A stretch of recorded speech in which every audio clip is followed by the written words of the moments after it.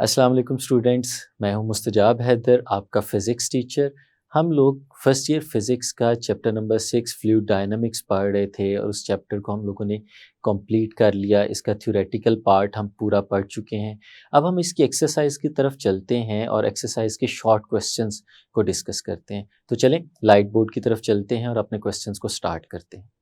तो स्टूडेंट्स हम लोग अपना chapter fluid dynamics chapter number 6 first year physics का पढ़ रहे थे और हमने उसका थ्योरी वाला सारा पोर्शन कंप्लीट कर लिया। सारे आर्टिकल्स को इन डिटेल डिस्कस किया है और अब हम चलते हैं एक्सरसाइज के शॉर्ट क्वेश्चंस की तरफ। तो ये शॉर्ट क्वेश्चंस आप लोगों को दुगना फ़ायदा देंगे। एक तो हम इन सारे शॉर्ट क्वेश्चंस को इस तरह से सीखेंगे कि हम इनको पेपर में किस तरह अटेम्प्ट कर सकते हैं, और दूसरा इन शॉर्ट क्वेश्चंस को करने के दौरान आपके चैप्टर के सारे कॉन्सेप्ट्स भी रिवाइज हो जाएंगे और सारी चीज़ों का रिव्यू भी हो जाएगा। तो आपके पास एक समरी की फॉर्म में आपका पूरा चैप्टर दोबारा से मिल जाएगा। तो हम पढ़ना शुरू करते हैं और पहले क्वेश्चन की तरफ जाते हैं। ये हमारा फर्स्ट क्वेश्चन है 6.1, explain what do you understand by the term viscosity. आप विस्कोसिटी के बारे में क्या जानते हैं, विस्कोसिटी को सुन के आपके जहन में क्या आता है।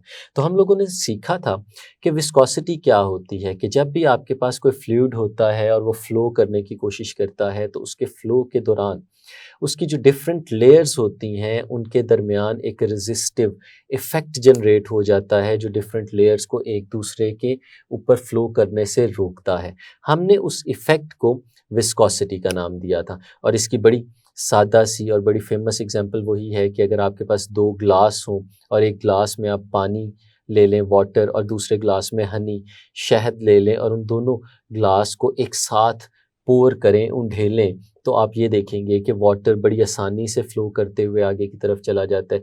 लेकिन जो हनी का फ़्लो है वो उतना आसान नहीं होता, बल्कि वो बड़ा मुश्किल से फ़्लो कर रहा होता है।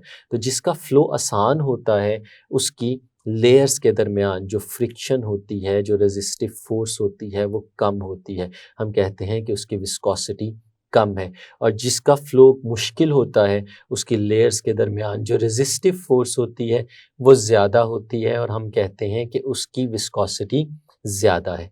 तो फिर हम विस्कोसिटी को डिफ़ाइन किस तरह से कर सकते हैं? It is the frictional effect,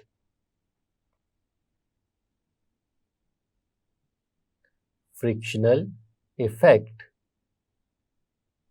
between the different layers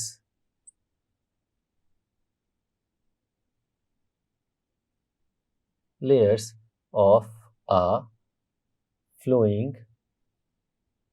fluid। जब भी कोई फ्लूइड फ्लो कर रहा होगा तो उस फ्लो करते हुए फ्लूइड की डिफरेंट लेयर्स के दरमियान जो फ्रिक्शनल इफेक्ट होगा हम उसे विस्कोसिटी का नाम देंगे। और फिर विस्कोसिटी को मेजर किस तरह से किया जा सकता है, तो हम लोगों ने सीखा था कि विस्कोसिटी को मेजर किया जाता है कोफिशिएंट ऑफ विस्कोसिटी से। The measure of viscosity is the coefficient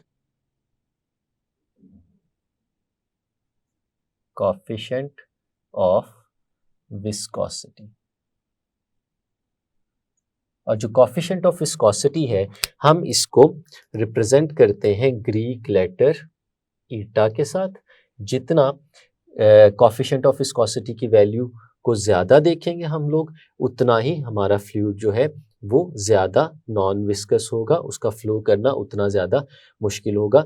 तो हम लोग कोफिशिएंट ऑफ विस्कोसिटी ईटा से अपनी विस्कोसिटी को मेजर कर सकते हैं।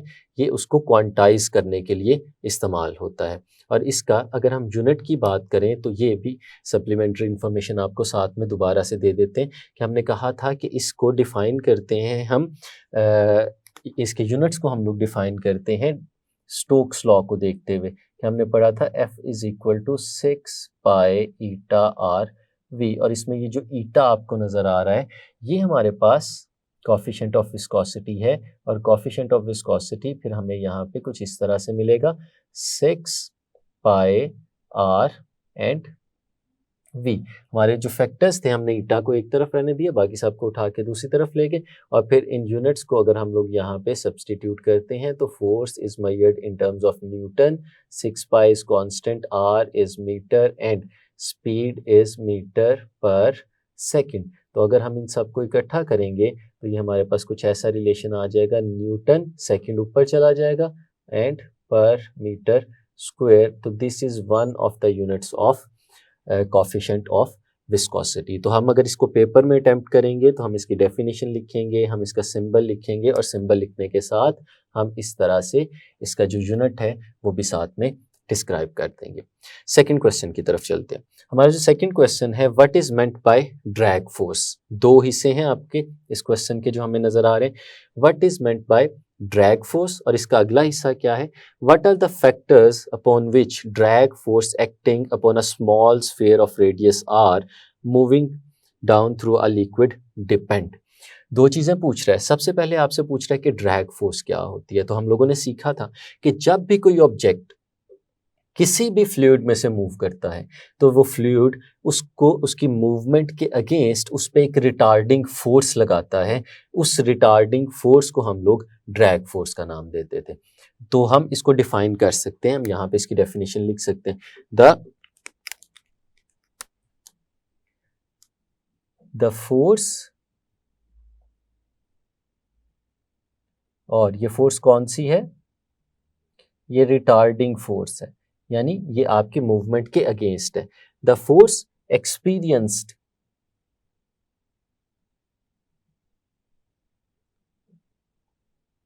Bye an object when it moves through a fluid. जब भी कोई ऑब्जेक्ट किसी फ्लूइड में से मूव करेगा तो वो जो फोर्स एक्सपीरियंस करेगा, हम उस फोर्स को ड्रैग फोर्स का नाम देते हैं। और इस ड्रैग फोर्स को हम लोग कैलकुलेट किस तरह से करते हैं, हम इस ड्रैग फोर्स को कैलकुलेट करते हैं यूजिंग स्टोक्स लॉ।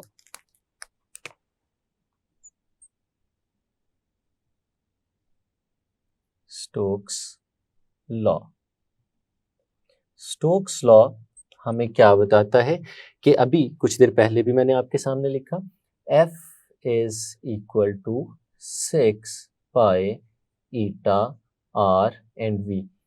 ये हमारे पास रिलेशन है स्टोक्स लॉ का। अब इस क्वेश्चन के सेकंड हाफ की तरफ जाते हैं।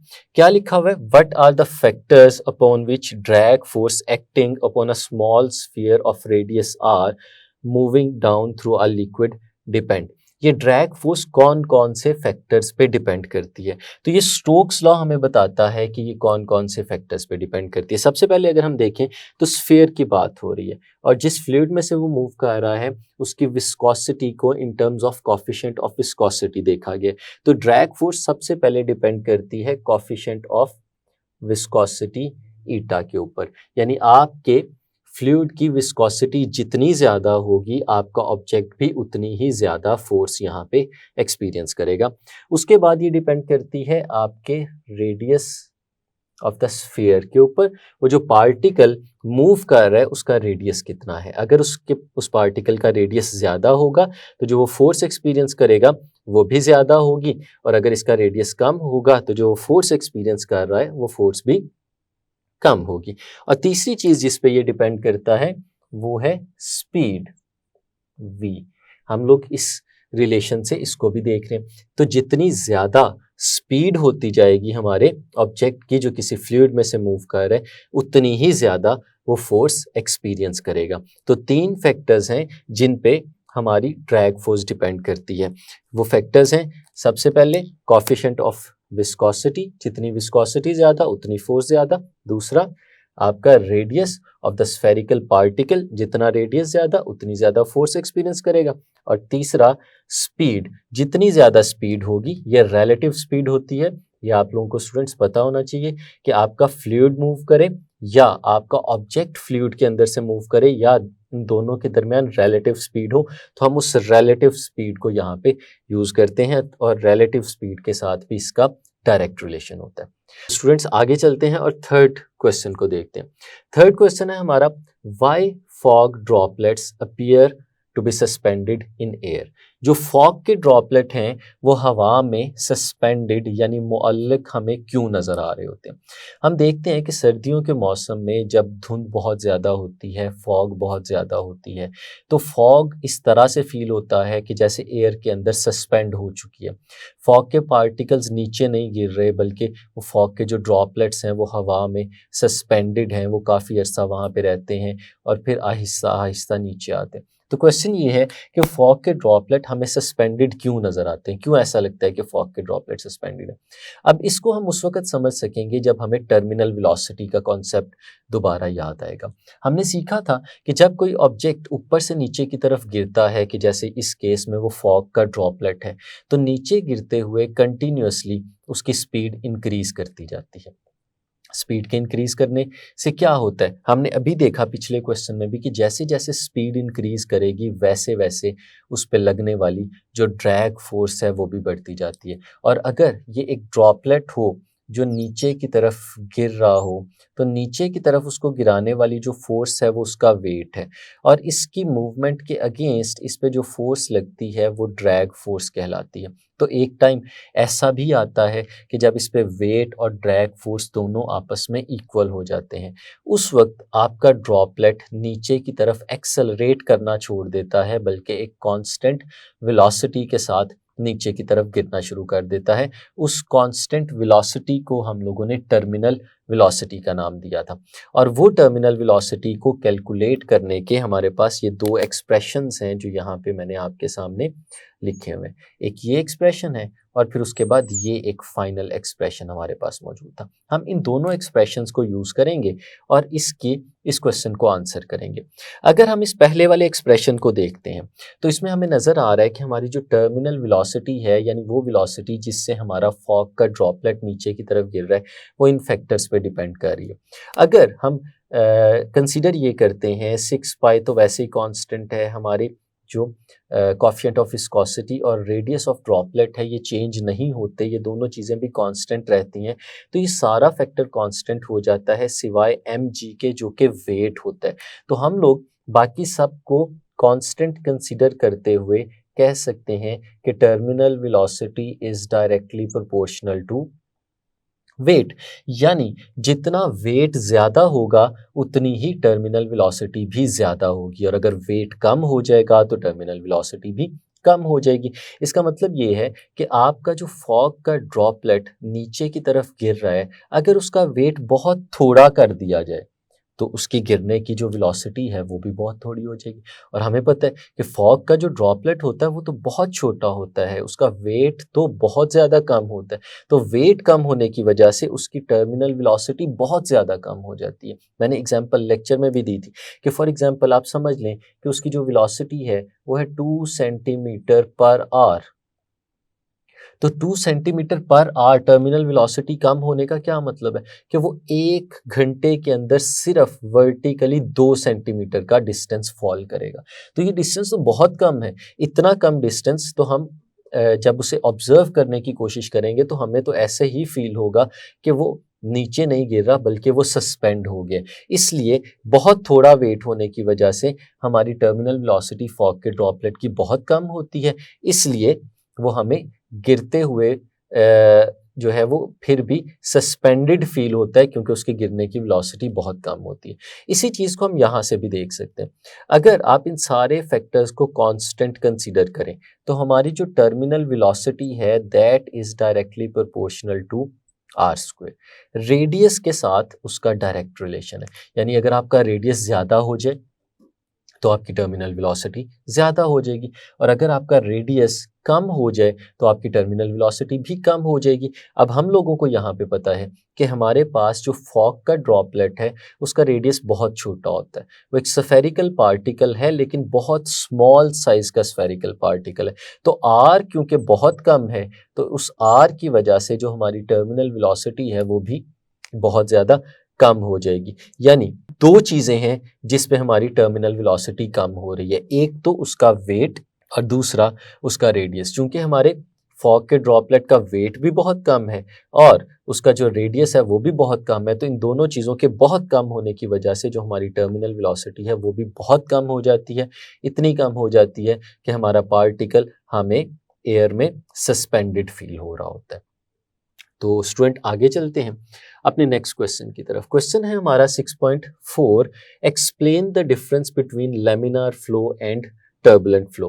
दो तरह के फ्लोज के दरमियान आपने फर्क बताना है कि लेमिनार फ्लो क्या होता है और टर्बुलेंट फ्लो क्या होता है। तो हम लोगों ने इसको बड़े डिटेल में डिस्कस किया हुआ है। अगर आप पूरी डिटेल में इसको समझना चाहते हैं तो उस लेक्चर को देख लें जिसमें हमने इनकी डेफिनेशन भी दी और एग्जांपल्स को भी डिस्कस किया हुआ है।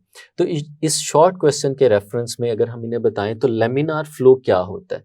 हम लोगों ने सीखा था कि अगर कोई फ्लूइड इस तरह से फ्लो करे कि उसके फ्लो के दौरान हर पीछे से आने वाला पार्टिकल एग्जैक्टली उस पाथ को फॉलो करे, उस पाथ से गुजरे जिस पाथ से उससे पहले जाने वाले पार्टिकल्स गुजर चुके थे। तो इस तरह के फ्लो को हम लोग लेमिनार फ्लो कहते हैं। ये एक स्टेडी फ्लो होता है, यानी अगर आपके फ्लूइड का फ्लो एक स्टेडी फ्लो हो या हम इसे कह सकते हैं एक स्मूथ फ्लो हो, तो स्टेडी या स्मूथ फ्लो को हम लोग लेमिनार फ्लो कहते हैं। और फिर टर्बुलेंट फ्लो क्या होता है, तो हमें इन दोनों के डिफरेंस में पता होना चाहिए कि एक स्टेडी फ्लो तो टर्बुलेंट फ्लो कहलाएगा, लेकिन एक अनस्टेडी फ्लो जो है वो हमारे पास टर्बुलेंट फ्लो कहलाता है। ये एक इर्रेगुलर फ्लो होता है, इसमें कोई स्मूथनेस नहीं होती। इर्रेगुलर फ्लो, तो इसमें हमें कोई स्मूथनेस नहीं नज़र आती।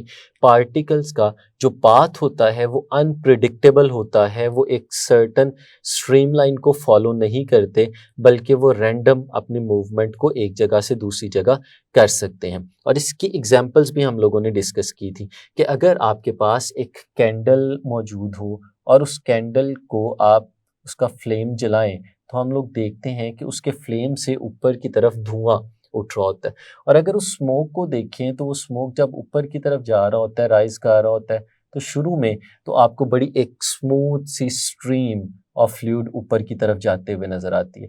लेकिन जैसे ही वो कुछ फासला ऊपर की तरफ तय करता है तो वहां पे आपको रैंडमनेस और फ्लिकरिंग और जो धुआं है वो बिखरता हुआ नजर आता है। तो यहाँ पे अगर उसके शुरू वाले इनिशियल पार्ट की बात करें जिसमें आपका फ्लो बहुत ज़्यादा स्मूथ था, तो हम उसको लेमिनार फ्लो का नाम दे सकते हैं। लेकिन जहाँ पे वो डिस्टर्बेंस थी और पार्टिकल का जो पाथ था वो इर्रेगुलर हो गया था, तो उस हिस्से को हम लोग टर्बुलेंट फ्लो का नाम दे सकते हैं। इसी तरह अगर कोई आपके पास स्ट्रीम लाइंस हैं तो उन स्ट्रीम लाइंस में फ्लो करते हुए फ्लूइड के रास्ते में अगर आप कोई रुकावट रख दें और जिससे वो टकरा के बिखरना शुरू कर दें, उसमें स्प्लैशिंग होना शुरू हो जाए, तो वो भी एक टर्बुलेंट फ्लो की हमारे पास एग्जाम्पल आ जाती है। तो नेक्स्ट क्वेश्चन की तरफ चलते हैं जो कि है 6.5। क्या है question? State the Bernoulli's relation for a liquid in motion and describe some of its applications. तो बर्नौलीज इक्वेशन क्या है, बर्नौली का रिलेशन क्या है, सबसे पहले ये बताना है हम लोगों ने और उसके बाद उसके कुछ एप्लीकेशंस को डिस्कस करना है। तो बर्नौलीज रिलेशन हम लोगों ने पढ़ा था, आपके सामने लिखता हूं कि pressure plus half rho v square plus rho g h is equal to constant.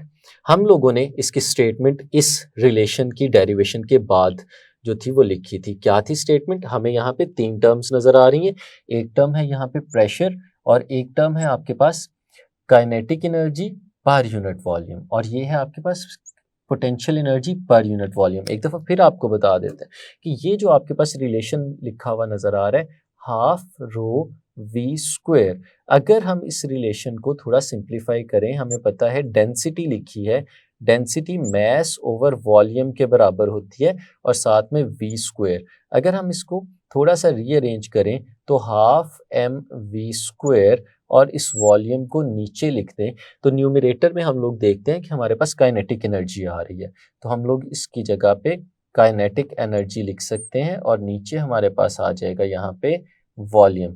तो हम लोग इसको क्या कह सकते हैं कि ये जो रिलेशन हमें नज़र आ रहा है ये है kinetic energy per unit volume. इसी तरह से अगर आप रो जी एच को भी देखें तो रो जी एच को भी सिंप्लीफाइड फॉर्म में लिखने की जगह जब हम रो की जगह मैस ओवर वॉल्यूम लेंगे और साथ में जी और एच लिखेंगे तो हम इसे इस तरह से भी लिख सकते हैं m g h divided by volume. तो जो एम जी एच है ये हमारे पास पोटेंशियल एनर्जी होती है और नीचे आ गया वॉल्यूम, तो ये potential energy per unit volume बन गया। तो ये दो फैक्टर्स हैं, इनको डिफाइन किस तरह से करते हैं मैंने बता दिया। तो अगर फिर इसकी स्टेटमेंट यहाँ पे लिखें तो हम लोग क्या कह सकते हैं, sum of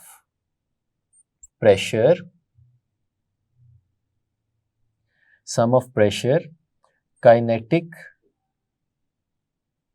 energy per unit volume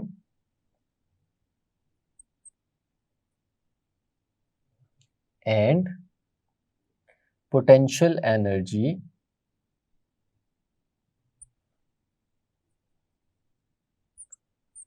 per unit volume remains constant। तो स्टूडेंट्स ये है हमारे पास स्टेटमेंट बर्नौलीज रिलेशन की। तो पहला हमारा हिस्सा इस क्वेश्चन का कंप्लीट हो गया। उसके बाद लिखा हुआ है describe some of its applications. हमने इसकी कुछ एप्लीकेशंस को डिस्क्राइब करना है, बताना है कौन कौन सी एप्लीकेशंस हो सकती हैं। तो हमने एक पूरा आर्टिकल इस चैप्टर का देखा था जो कि सिर्फ यही था एप्लीकेशंस ऑफ बर्नौलीज इक्वेशन। तो हम उन एप्लीकेशंस को यहाँ पे स्टेट करेंगे। चूंकि ये एक शॉर्ट क्वेश्चन है तो शॉर्ट क्वेश्चन में हम हर एक एप्लीकेशन को अलग अलग एक्सप्लेन नहीं कर सकते, हम उन्हें इनलिस्ट कर सकते हैं और हम सारी एप्लीकेशंस के बारे में बता सकते हैं कौन कौन सी इसकी एप्लीकेशंस थी।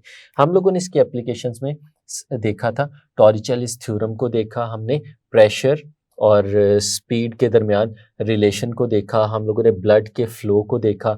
तो अगर हम उसको प्रैक्टिकल एग्जांपल्स के अंदर मोल्ड करके लिखें तो हम लोगों ने देखा कि लिफ्ट ऑफ एन एयरप्लेन,